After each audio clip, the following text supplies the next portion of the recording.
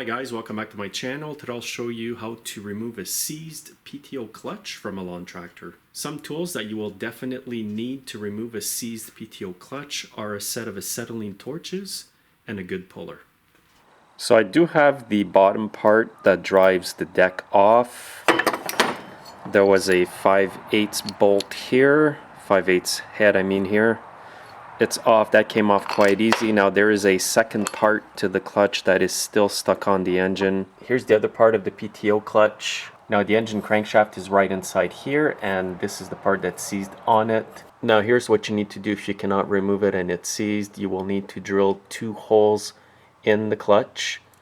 What I did is I drilled a 13/64 hole on each side here, tapped a 1/4 inch threaded hole, and it's very critical that you drill the holes parallel like this evenly so that when you put the puller on it comes out evenly.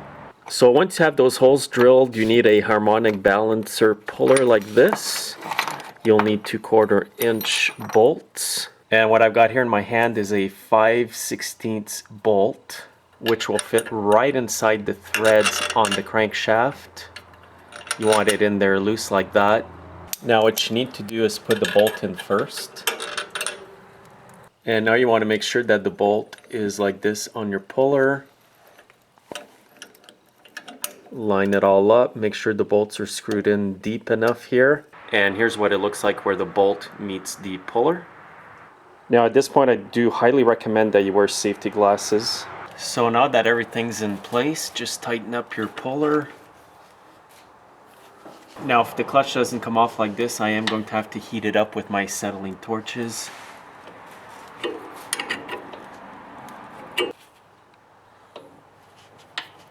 Alright guys, there's no way that that clutch is budging without it being heated. At this point I'm going to leave the puller on like this. I will grab my acetylene torches and heat up as close up here as I can.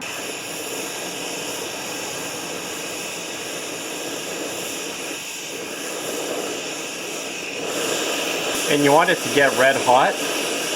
Once she's red hot, just start turning in the puller.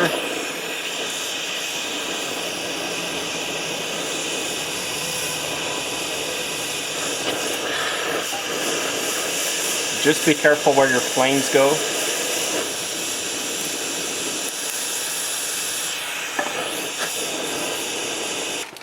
Okay, let's try this.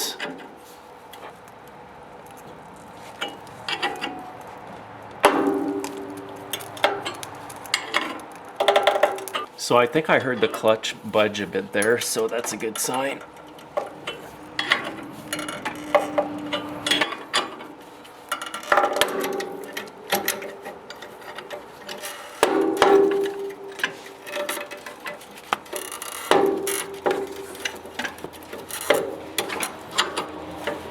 Now the big issue when you do this is to keep the bolt here centered on the puller shaft.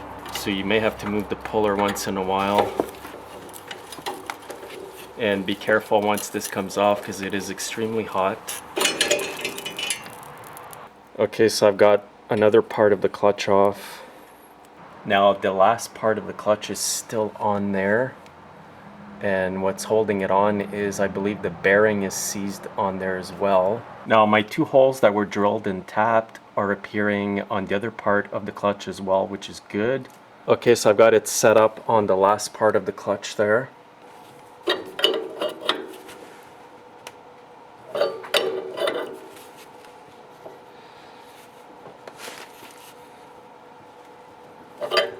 And this one's really seized on as well.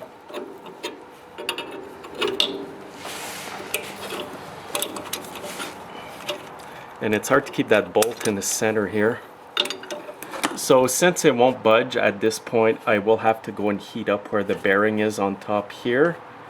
I won't go crazy because I don't want to heat up the shaft so badly that it damages the crank seal on the engine.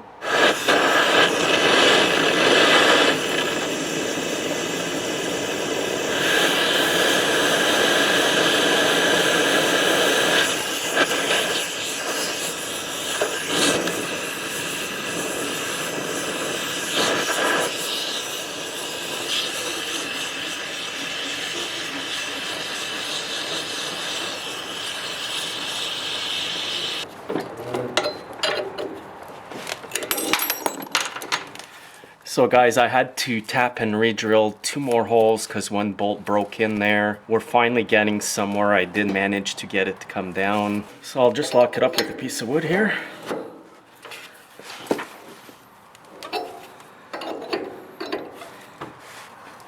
And it is coming off.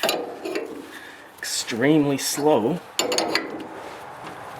I must say this is the most frustrating job this month so far, guys. All you'd have to do to prevent this is put anti-seize on the clutch before you put it back on. And there we go. Now hopefully nobody needs to remove this pulley anytime soon because it is seized on the shaft as well. This belt here is for the drive. This one drives the cutting deck.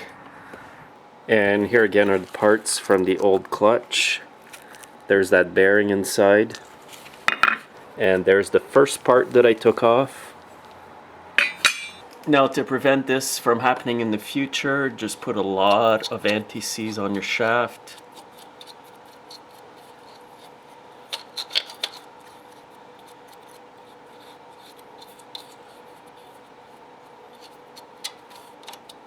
And here's the clutch I'm using. It's actually an aftermarket clutch, and it's an Extreme Outdoor Power Equipment high performance clutch. And it stands part number 255-847X, and Extreme Clutch part number X0383 replaces Warner, and it gives the part number for that one as well. And again, this is on the John Deere X324. And again, the best thing you can do when reinstalling this clutch is to put a lot of anti-seize on the engine crankshaft. Thanks again for watching, guys. Make sure you're subscribed, and you can also follow me on Facebook, Twitter, and Instagram, and have yourselves a great day.